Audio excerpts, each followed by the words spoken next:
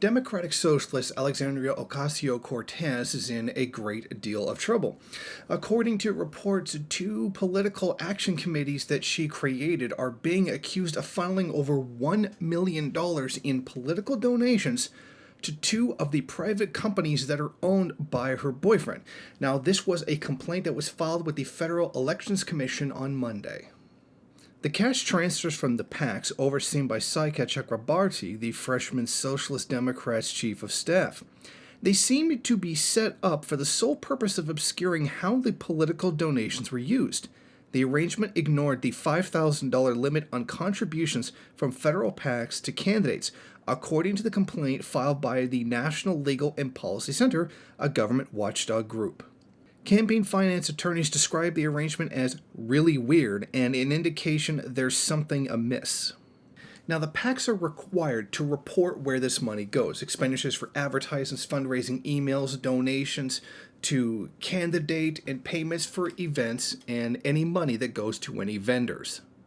Tom Anderson, director of the National Legal and Policy Center's Government Integrity Project, said, "It appears Alexandria Ocasio-Cortez and her associates ran an off-the-books operation to the tune of hundreds of thousands of dollars, thus violating the foundation of all campaign finance laws, transparency." Now, the complaint was filed against the two specific individuals, Ocasio-Cortez and Chakrabarti specifically. They are being listed as the respondents. It asks the FEC to investigate the audit of the two PACs, saying that they were engaged in an elaborate scheme to avoid proper disclosure of campaign expenditures. And this is actually a very serious accusation that's being made. Okay, so what exactly are the accusations?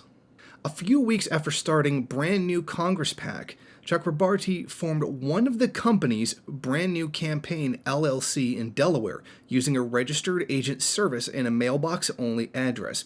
As small-dollar political donations poured into the PAC from progressives across the country, the committee transferred over $200,000, or 82% of the contributions, to the company Brand New Campaign LLC. The payments were what they call strategic counseling, a very vague term according to federal election filings. They were sent to an apartment address listed for Chakrabarti in Greenwich Village area of Manhattan. Now, Adva Noti, the senior director of the Campaign Legal Center and a former FEC lawyer, says that the arrangement was very unusual. Things were set up in a very strange way. It almost seems like it was done deliberately to obscure where the money was going as a result. And why is this not expected? This is the way politics is done in the U.S. This is nothing unique to Ocasio-Cortez. This is nothing unique to the Democratic Party, and sure as hell not the Republican Party. This is the way it's done. There's nothing new here. This is how capitalism operates. This is about funneling money to the right people to get the right votes in the right situation to buy off certain people, and that's nothing new. To really fundamentally think that it was going to be different this time is nonsense. If there is anything you can do with the American people, is that you can set up that Charlie Brown football every single election and tell them, go ahead, kick it, it's going to be different this time.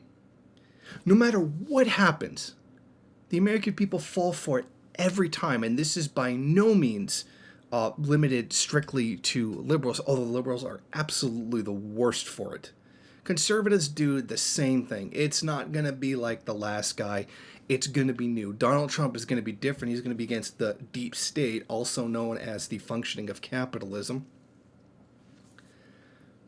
And it just happens over and over again, and it blows my mind how people can keep falling for this. I'm really not surprised by this at all.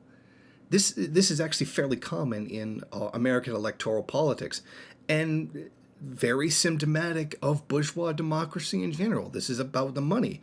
This is about where money buys influence, and that influence ends up in the hands of the capitalist class. Not to say that Cortez has gotten so much corporate money, but it is the capitalist system. It's the capitalist who wields all the power because they own the capital. So this is really I mean, this is just more of the, we promise to make a change, but you fundamentally can't change the system. This is why socialism is a radical movement. Radical, as in you go to the roots, dig up the entire system, and give it a new one. But that's not what people want in the United States. They want the same thing with the social democratic benefits that Western Europe has, which is still capitalism. And that's the whole point here. This democratic socialism is literally just social democracy. There is no such thing as democratic socialism. That's a redundancy. It's nothing new, and it's nothing. It's purely nothing. It's essentially just first worldism. We're not even. Not only are first world people not even interested in actually having socialism, they deliberately create a fake socialism to get people on board. I mean, it's very clear here that despite the fact that revolution is needed in America, there's no doubting that.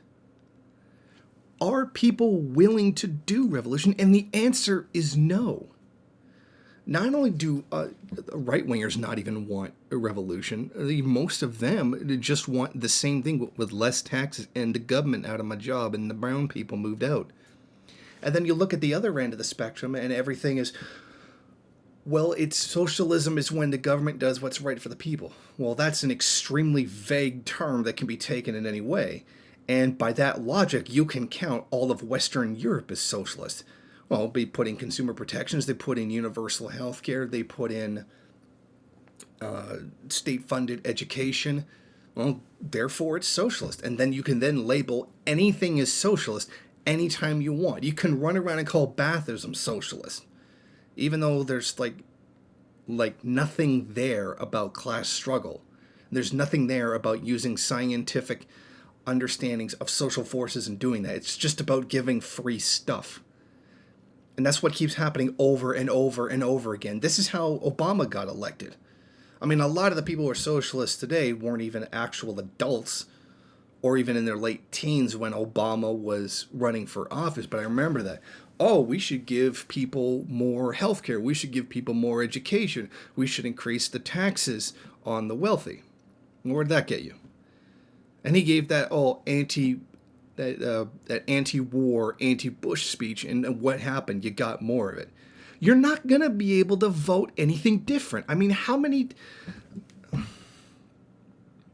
It's almost to the point where there's no hope for Americans. They're just not going to get it.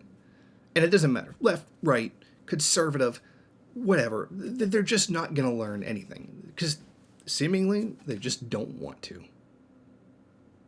Thank you for watching. If you like this program, then please head over to my Patreon page and set up a monthly donation. It's your donations that keep this program running. Also, if you would like, please rate, comment, subscribe, and share in various social media.